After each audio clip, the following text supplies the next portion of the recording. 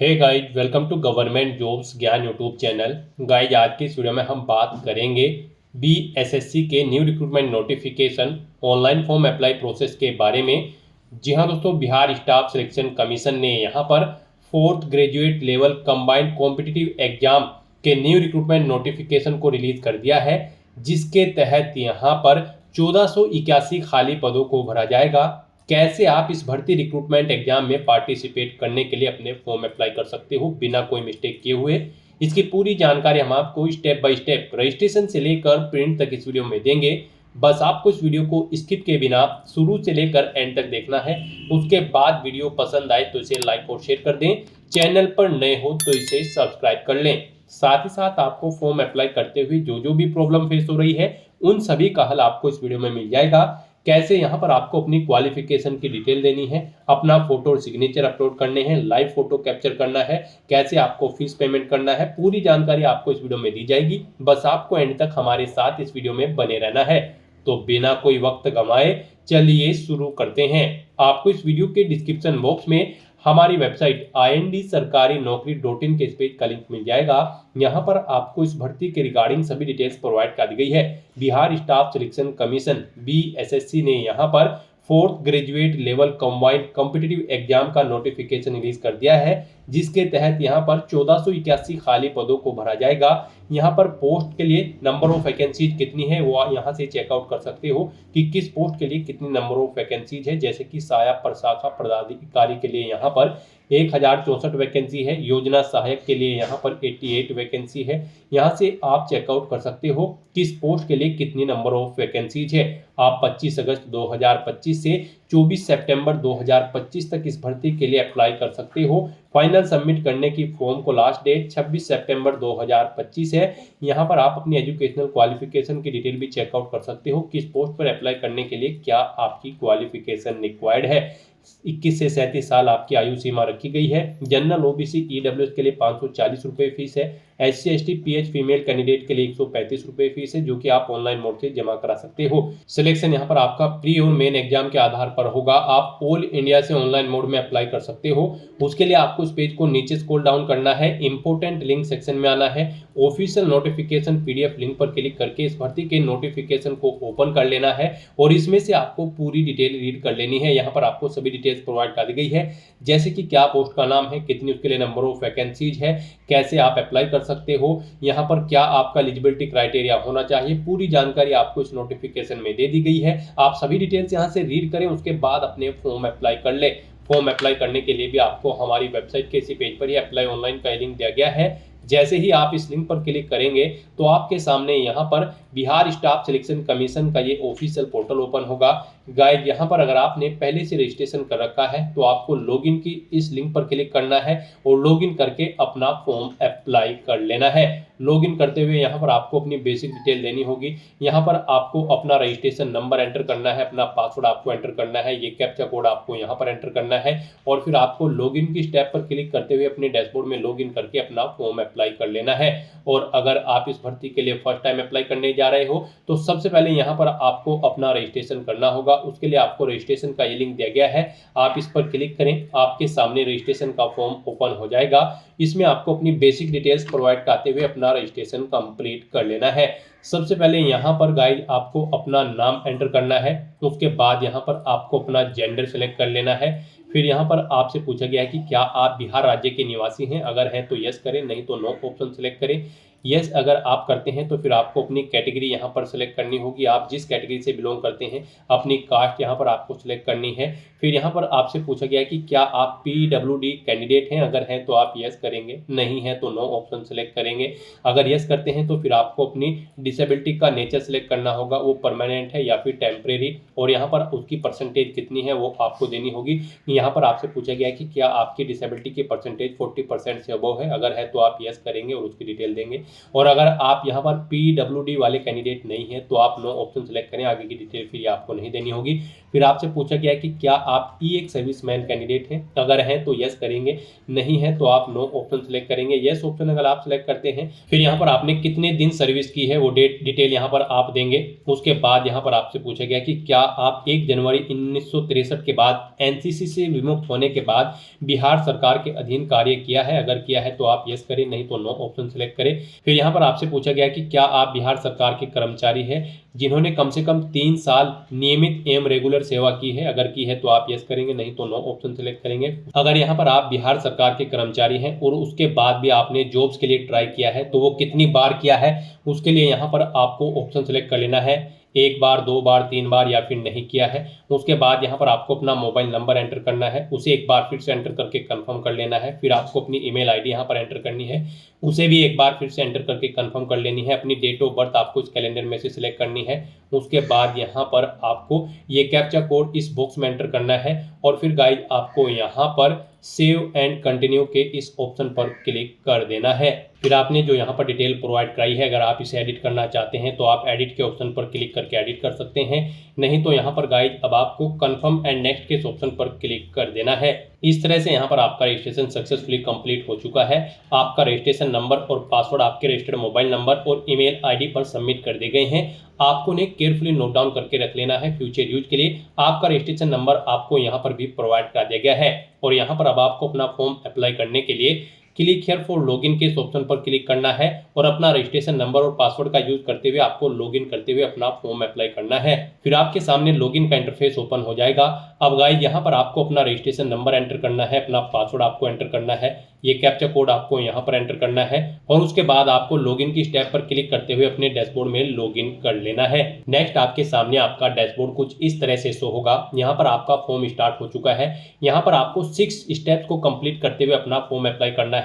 आपको अपनी personal detail देनी है, फिर आपको पेमेंट करना है, फीस पेमेंट जो रिक्वायर्ड फीस पेमेंट है, फिर आपको अपनी एजुकेशनल क्वालिफिकेशन की डिटेल देनी है, फोटो और सिग्नेचर आपको अपलोड करने हैं, लाइव फोटो आपको अपना कैप्चर करना है और उसके बाद आपको अपना फॉर्म सबमिट करते हुए अपने एप्लीकेशन फॉर्म का हार्ड कॉपी प्रिंट आउट ले लेना है फ्यूचर यूज के लिए। तो दोस्तों इन स्टेप्स को कंप्लीट करते हुए यहाँ पर आपको अपना फॉर्म अप्लाई करना है।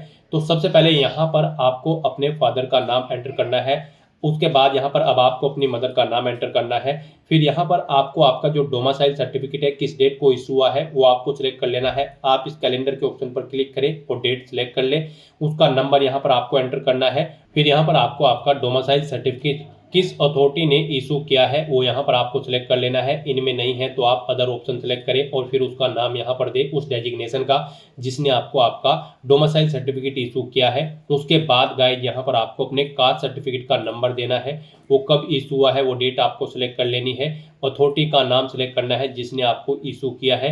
इनमें नहीं है तो आप अदर ऑप्शन सेलेक्ट करें और फिर उस डेजिग्नेशन का नाम यहाँ पर दे। उसके बाद आपको इस पेज को नीचे स्क्रॉल डाउन करना है। यहाँ पर आपको कुछ चीज़ें आपकी ऑटोमेटिकली फिर मिल जाएगी जो आपने रजिस्ट्रेशन टाइम पे प्रोवाइड कराई थी। फिर यहाँ पर आपसे पूछा गया कि क्या आप फ्रीडम फाइटर के आश्रित हैं, अगर हैं तो आप यस करेंगे, नहीं है तो नो ऑप्शन सेलेक्ट करेंगे। अगर यस ऑप्शन आप सेलेक्ट करते हैं तो फिर आपको यहाँ पर फ्रीडम फाइटर सर्टिफिकेट नंबर देना होगा और स्वतंत्रता सेनानी प्रमाण पत्र जारी करने वाले प्राधिकार का नाम सिलेक्ट करना होगा और नहीं है तो सिंपली आप नो ऑप्शन सेलेक्ट करें। फिर आप अपनी नेशनलिटी यहाँ पर सिलेक्ट करें। उसके बाद आपसे पूछा गया कि क्या आपके पास आधार कार्ड है, अगर है तो आप यस करें और उसका नंबर दें, नहीं है तो नो ऑप्शन सेलेक्ट करें।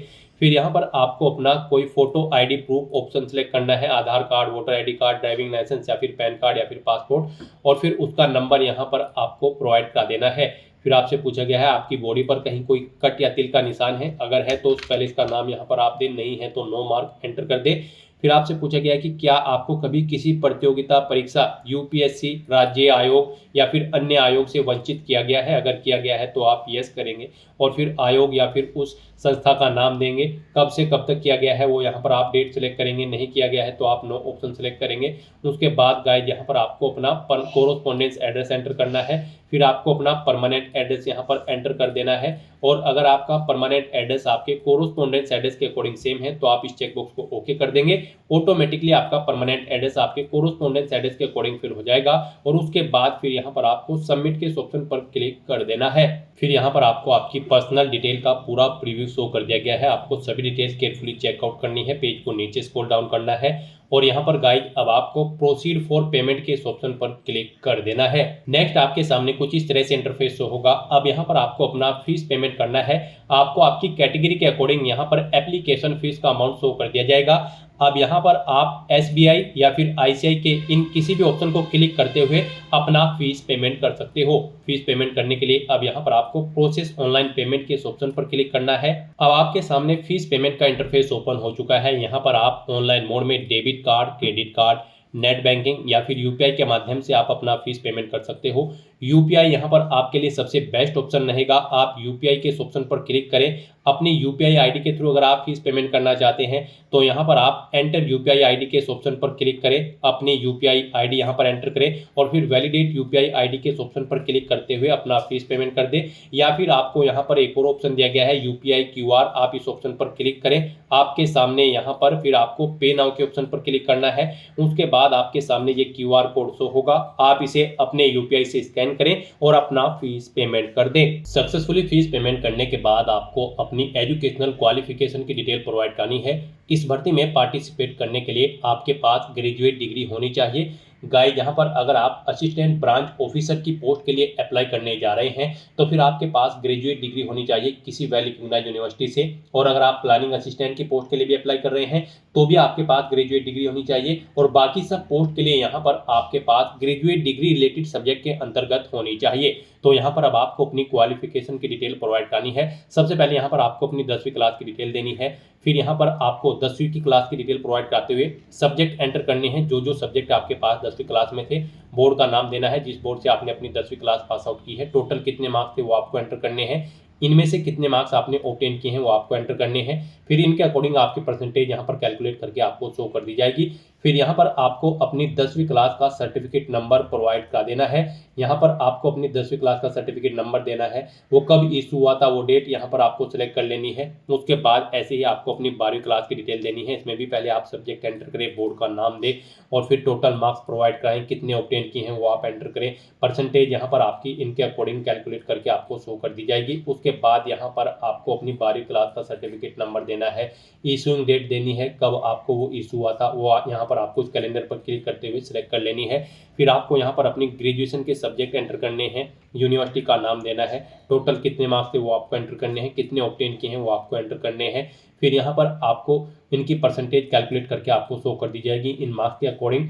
फिर यहाँ पर आपको अपनी ग्रेजुएशन का सर्टिफिकेट नंबर या फिर मार्कशीट नंबर प्रोवाइड करना है, कब वो आपको इशू हुआ है वो डेट यहाँ पर आपको इस कैलेंडर के ऑप्शन पर क्लिक करते हुए सिलेक्ट कर लेनी है। इस तरह से यहाँ पर आपको अपनी क्वालिफिकेशन की डिटेल प्रोवाइड कर देनी है और फिर गाइज आपको यहाँ पर सबमिट के ऑप्शन पर क्लिक कर देना है। नेक्स्ट यहाँ पर आपको अपना फोटो और सिग्नेचर अपलोड करने हैं। गाइज यहाँ पर आपका जो पासपोर्ट साइज फोटो होगा वो 20 KB से 50 KB के बीच में होना चाहिए और उसकी विड्थ यहाँ पर 200 पिक्सल और हाइट 230 पिक्सल होनी चाहिए। तो यहाँ पर आपको ब्राउज के ऑप्शन पर क्लिक करना है, फाइल को सिलेक्ट करना है और अपना फोटो अपलोड कर देना है। और उसके बाद गाइस यहाँ पर आपको अपने सिग्नेचर अपलोड करने हैं। सिग्नेचर यहाँ पर आपको इंग्लिश और हिंदी दोनों लैंग्वेजेस में अपलोड करने होंगे। तो यहाँ पर अपने सिग्नेचर अपलोड करने के लिए भी आपको गाइडलाइन दी गई है। यहाँ पर आपके जो सिग्नेचर होंगे वो 10 KB से 20 KB के बीच में होने चाहिए और उनकी जो विड्थ है वो 200 पिक्सल और हाइट यहाँ पर 60 पिक्सल होनी चाहिए। उसके लिए भी आपको ब्राउज के ऑप्शन पर क्लिक करना है, फाइल को सिलेक्ट कर लेना है और हिंदी और इंग्लिश दोनों लैंग्वेजेस में आपको अपने सिग्नेचर यहाँ पर अपलोड कर देने हैं। आपके ये सिग्नेचर JPG फॉर्मेट में होने चाहिए। तो यहाँ पर अब अपने फोटो और सिग्नेचर अपलोड करने के बाद फिर आपको सबमिट के इस ऑप्शन पर क्लिक कर देना है।